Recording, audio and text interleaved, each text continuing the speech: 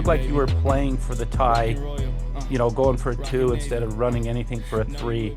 Is that just part of the philosophy, or was it the situation that kind of dictated that? Dictated it. We've went for a 3 before in a couple situations and either didn't get the shot we wanted or missed. And so we just wanted something at the rim, so that we could, get downhill and get something there. We felt like that would be our best opportunity because they weren't good at closing out. They weren't good at keeping us in front. We were getting drives all night. So I feel like that would be a good opportunity, or have low at the rim somehow. And then I wasn't able to see any of your post game comments, but what was your takeaways from that game? Was it like a moral victory, or what was kind of the vibe or the attitude of you guys? Um, I mean, I don't like moral victories. They're not my thing.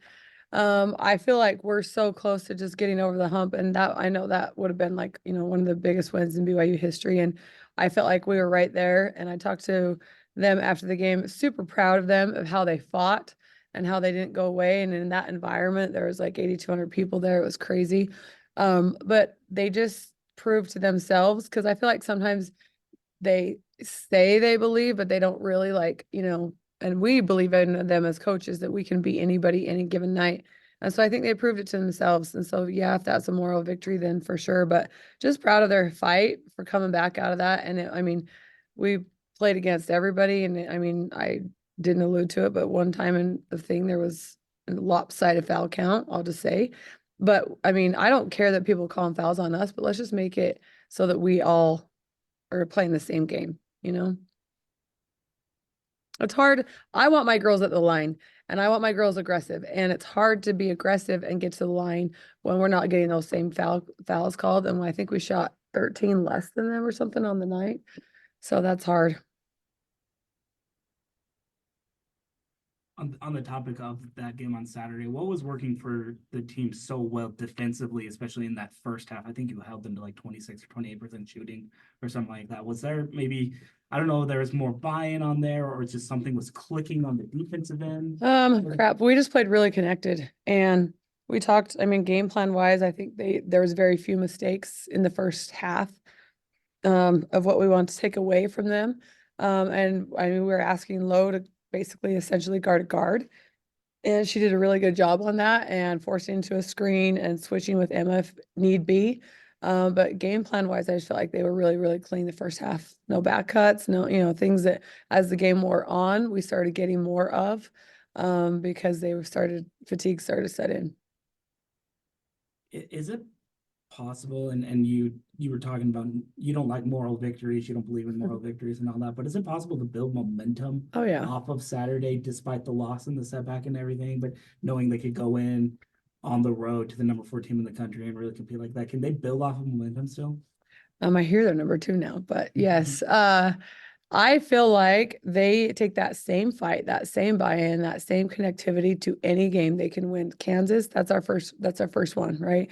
Do that. And then let's turn around and do West Virginia. Like, I just feel like if they stay in that, I mean, you always kind of look for your teams to, like, not plateau, but like build every year up, and want to play your best basketball come February, March. And so as long as they stay in that mindset and keep on the attack mode and stay connected, that's where I really feel like they can build momentum from that game. Maybe just give us a quick rundown, like a brief scattering report, kind of what stands out about KU and sort of the number one thing that you're looking at, I guess. They're very athletic. They like to get out and run. They do have a good shooter and a really good inside presence, so they're very balanced. I feel like a broken record.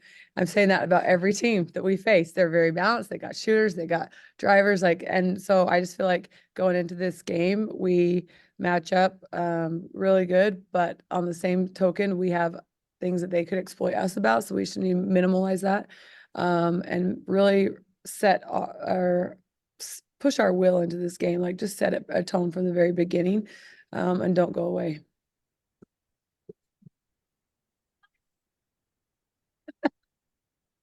You're good. You're fine. Good. Can I get another question?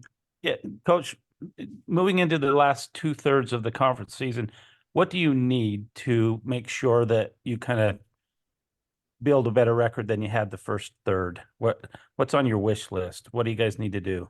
Wins. I feel like they're figuring each other out, and every game they're getting better, stronger, connected. Every game, their defense, I feel like they're playing with a little bit of a chip on their shoulder, but they believe that they can do this. And so I'm just excited to see how they finish this out. We still got to get a lot of these road teams that we've played, they got to come here. And that's going to be really big for us. And just, play together, like just fight. That's every single game. That's all I say to them. And I sound like a broken record right now, but if they take their fight to them every time, we are in a good spot. Boys just came back from their mission. We going crazy. Kalani got no problems. You could call him Jay-Z. Best fans up in the nation since the 1980s. Strange staff keep us working. Yeah, we never lazy. Touchdown, touchdown, touchdown. Cougs is who they want now. Red is upstate and we don't do no